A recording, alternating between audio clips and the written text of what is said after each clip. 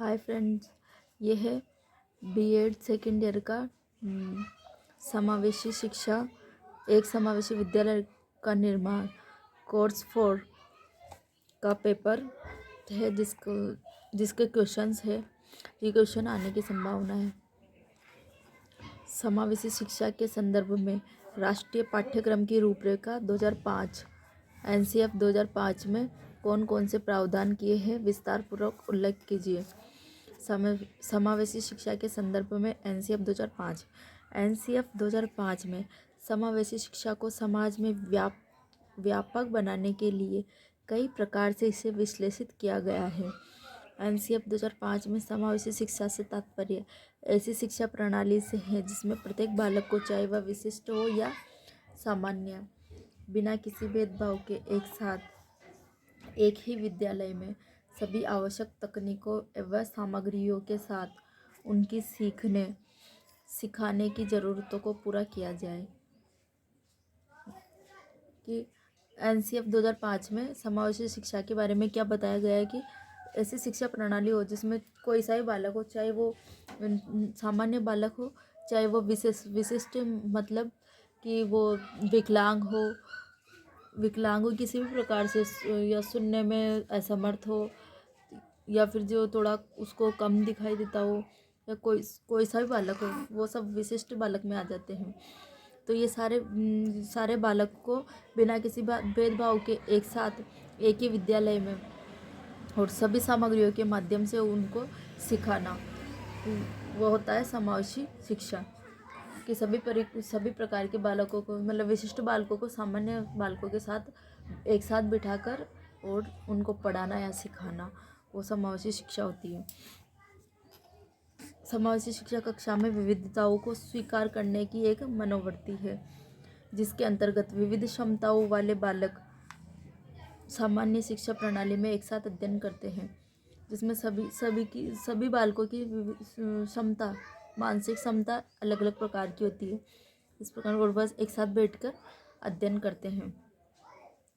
इसके अनुसार प्रत्येक बालक अद्वितीय है और उसे अपने सहपाठियों की तरह कक्षा में विविध प्रकार के शिक्षण की आवश्यकता हो सकती है।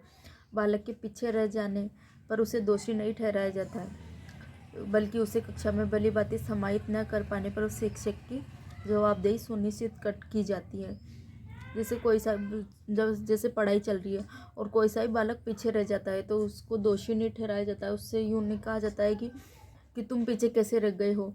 उसको शिक्षक प्रोत्साहित करते हैं। उससे कुछ समझ में नहीं आता है तो उसे समझाते हैं और वह सब जिम्मेदारी शिक्षक की होती है। जिस प्रकार हमारा संविधान किसी भी आधार पर किए जाने वाले भेदभाव का निषेध करता है, मतलब हमारे संविधान में लिखा हुआ है कि किसी से भेदभाव नहीं किया जाना चाहिए, उसी प्रकार समावेशी शिक्षा विभिन्न ज्ञानेंद्रियों, शारीरिक, बौद्धिक, सामाजिक, आर्थिक आदि कारणों से उत्पन्न किसी बालक की विशिष्ट शैक्षिक आवश्यकताओं के बावजूद उस बालक को अन्य बालकों से भिन्न न देखकर उसे एक स्वतंत्र अधिवासकर्ता के रूप में देखती है। समावेशी शिक्षा में सभी तरह के मतलब विकलांग और विशिष्ट दोनों तरह के बालकों को एक साथ बिठाकर शिक्षा दी जाती है। वह किसी भी प्रकार से भिन्न और किसी भी प्रकार का उसके साथ भेदभाव नहीं किया जाना चाहिए। अब समावेशी शिक्षा के आधार।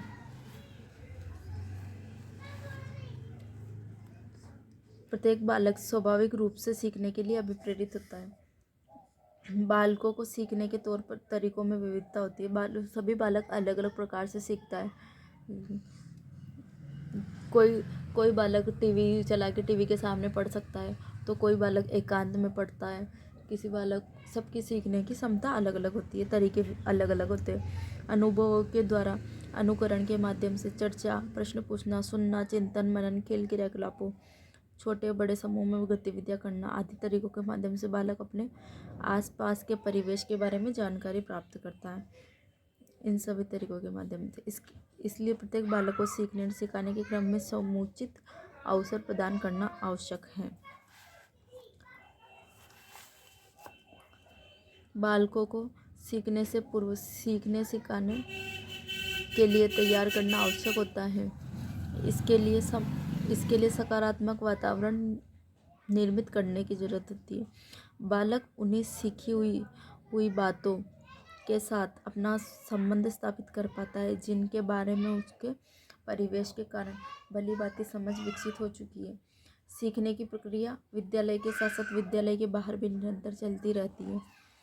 अतः सीखने सिखाने की प्रक्रिया को इस प्रकार व्यवस्थित किए जाने की आवश्यकता है जिससे बालक के पूर्ण रूप में से उनमें सम्मिलित हो जाए और उसके बारे में अपने आधार पर अपनी समझ विकसित करें।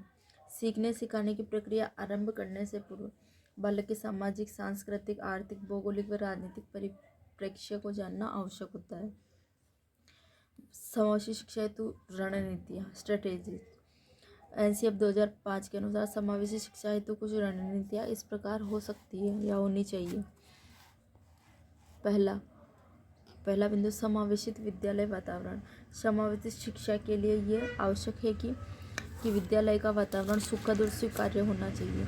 इसके अतिरिक्त विद्यालय में विशिष्ट बालकों की विशिष्ट शैक्षिक सहिष्णुता, दैनिक आदि आवश्यकताओं की पूर्ति हेतु आवश्यक साज सामान, शैक्षिक सहायता, उपकरणों, संसाधनों, भवन आदि का समुचित प्रबंध आवश्यक है।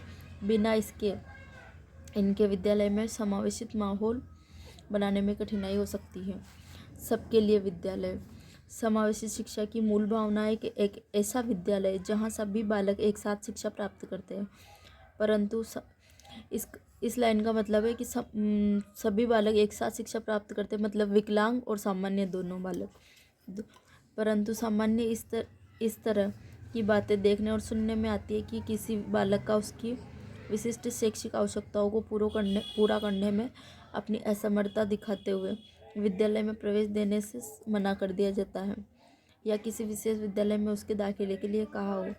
समावेशित शिक्षा के उद्देश्यों को सभी बालकों तक पहुंचाने के लिए आवश्यक है कि विद्यालय में दाखिले की नीति में परिवर्तन किया जाना चाहिए, क्योंकि अक्सर विद्यालय होते हैं जो मना कर देते हैं कि हम ये विकलांग बालक है तो हम इसको नहीं ले सकते, तो जबकि ये सबके लिए विद्यालय समावेशी शिक्षा होती है जिसमें सभी प्रकार के बालकों को लेना आवश्यक होता है। बालकों के अनुरूप पाठ्यक्रम। बालकों को शिक्षित करने का सबसे असरदार तरीका है कि उन्हें खेलने के तरीकों तथा गतिविधियों के माध्यम से सिखाने का प्रयास किया जाना चाहिए, क्योंकि खेल खेल से बालक जो भी कुछ सीखता है वो स्थायी होता है और जल्दी सीखता है। समावेशी शिक्षा व्यवस्था के लिए आवश्यक है कि विद्यालय पाठ्यक्रम बालकों की अभिवृत्तियाँ, मनोवृत्तियाँ, आकांक्षाओं तथा क्षमताओं को ध्यान में रखते हुए निर्धारित किया जाना चाहिए।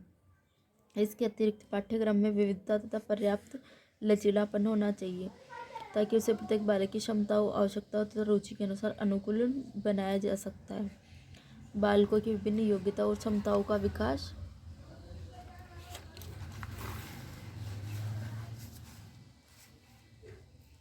हो सके, उसे विद्यालय के बाहर बालक के सामाजिक जीवन से जोड़ा जा सके, बालकों को सामाजिक रूप से एक उत्पादित नागरिक बनाने में योगदान दे सके। इसके अतिरिक्त बालक के समय का सदुपयोग करने की शिक्षा प्राप्त हो।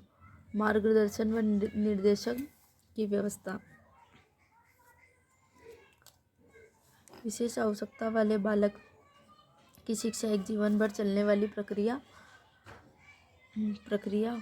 है। इस प्रक्रिया में नियमित शिक्षक, विशेष शिक्षक, अभिभावक एवं परिवार सामुदायिक अभिकरणों के साथ विद्यालय कर्मचारियों के बीच व्यवस्था और सहकारिता शामिल है।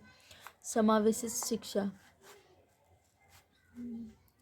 शिक्षा व्यवस्था के अंतर्गत घर से विद्यालय जाते समय बालक को आरंभ में नए परिवेश में अपने आप को समायोजित करने में कुछ असुविधा हो सकती है, जैसे आरंभ में कक्षा के कार्यों में सामंजस्य स्थापित करने में कठिनाई होना, दोस्तों का अभाव, नामकरण आदि के कारण बालक के आत्मविश्वास में कमी होना। इसके अतिरिक्त किशोरावस्था के दौरान होने वाले शारीरिक, मानसिक, सामाजिक